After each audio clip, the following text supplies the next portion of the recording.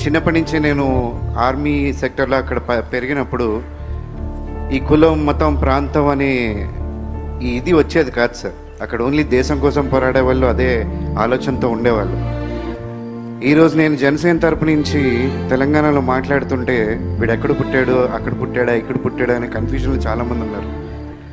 కానీ ఈ అంటే ఏ ప్రాంతంలో పుట్టాను అనే దానికంటే ఆ బాధ కంటే మా నాన్నగారు ఒక సోల్జర్ అయ్యుండి దేశం కోసం పనిచేసినప్పుడు ఏ రోజు ఏ ప్రాంతం కోసం నేను పనిచేస్తున్నాను, ఏ కులం కోసం పనిచేస్తున్నాను అని ఎప్పుడు ఆలోచించలేదు.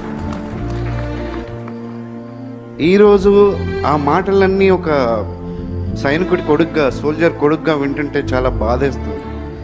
అంటే బార్డర్లో అక్కడ దేశం కోసం, దేశ ప్రజల కోసం పోరాడుతున్న సైనికులందరూ ఇలాంటి విషయాలు న్యూస్లో చూసి ఏం ఫీల్ అవుతారా అనేది ఏ రోజు ఒక్క పౌరుడు కూడా ఆలోచించడా?